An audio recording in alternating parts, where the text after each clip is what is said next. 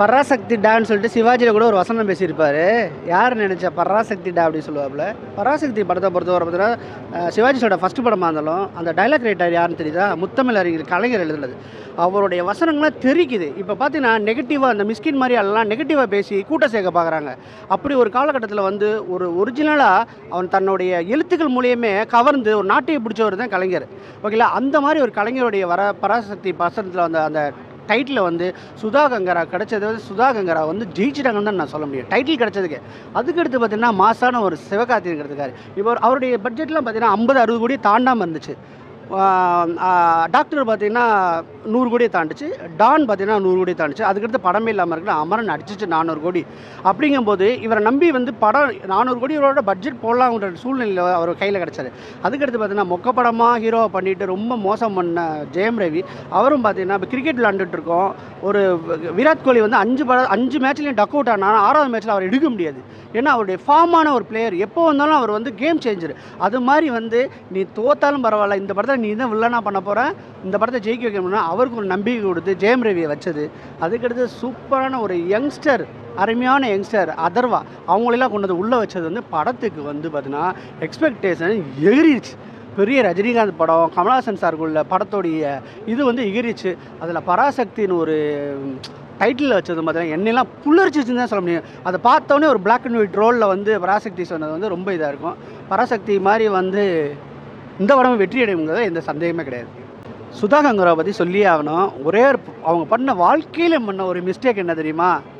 சூரிய ரிப்போர்ட் படத்தை ஓடிடியில் ரிலீஸ் பண்ணால் தான் நான் நினைப்பேன். அவங்க எவ்வளோ வேணாலும் மிஸ்டேக் பண்ணிக்கணும். இது வந்து பிக் மிஸ்டேக் தான் சொல்ல முடியும்.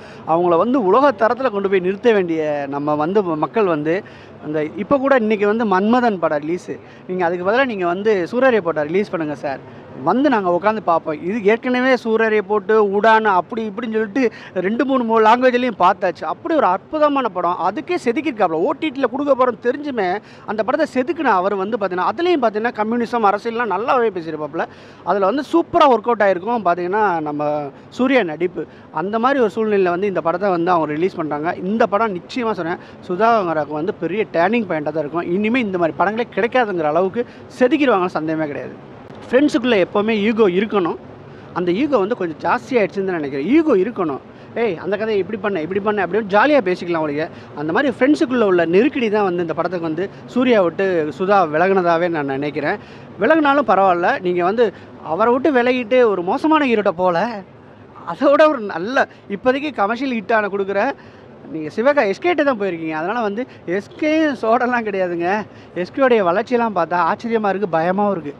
ஏன்னா ஜெட்டு வேகத்தில் இப்படி ஸ்ட்ரைட்டாக போயிட்டுருக்காப்புல. ஓகேங்களா? இப்படிலாம் போகல. ஒரு ஃப்ளாப் ஒரு கிட் அப்படிலாம் போகல. அவருடைய ஜெட்டில் ஒரு பயமாக தான் இருக்குது. அதனால் அவரும் ரொம்ப உஷாராக இருப்பார்.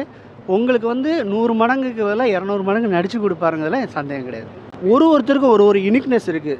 அந்த ஒரு டைலாக் டெலிவரி வந்து சூர்யா பண்ணும்போது வேறு மாதிரி இருக்கும், எஸ்கே பண்ணும்போது வேறு மாதிரி இருக்கும், ரஜினி சார் பண்ணும்போது வேறு மாதிரி இருக்கும். அது போய் சேர்றது வேறு மாதிரி இருக்கும். ரஜினிகாந்த் பேசுகிற ஒரு அரசியல் டைலாக் வந்து ஈஸியாக போய் சேர்ந்துடும் 100 பேர்கிட்ட. சூர்யா பேசுகிற டைலாக் வந்து 75 பேர்கிட்ட சேரும். ஆனால் இவர் போகிற சேர்ந்து 50 கட்டியாக போய் சேரும். அதை கண்டிப்பாக நான் சொல்கிறேன். எல்லாருக்குமே ஒரு யூனிக்னஸ் இருக்குது. கம்பேரிட்டிவ்லாம் கிடையாது. கதை தான் கம்பேரிட்டிவ். கதை எப்படி இருக்குது? சூர்யாக்கானி கதையா, எஸ்கேக்கானி கதையா? எஸ்கே எவ்வளோ தாங்குவார்னு தெரியும். அதுக்கு தகுந்த சூர்யா எவ்வளோ தாங்குவார் தெரியும். கமல்ஹாசனுக்கு எவ்வளோ தாங்கும் தெரியும். அந்த லிமிட்டை வந்து கரெக்டாக தெரிஞ்சு பண்ணாங்கன்னு வச்சுங்களேன், சூப்பராக பண்ணுவாங்க. அதை போட்ட விட மாட்டார் அவர். கண்டிப்பாக நான் சொல்கிறேன் வந்து இது வந்து ஒரு தப்பு கிடையாது. 25 வருஷத்துக்கு முன்னாடி வந்த படத்தோட டைட்டில் வந்து நம்ம அவங்க அனுமதி கேட்டு வைக்கலாம். அதுக்கு முன்னாடி உள்ள டைட்டில் வைக்க முடியாது. அப்படி தான் சொல்ல முடியும். என்ன பொறுத்தவரை டெக்னிக்கலாக நான் பேசணும்னா பராசக்திக்கெலாம் வந்து ஹேஷ்டேக்கே இருந்திருக்காது.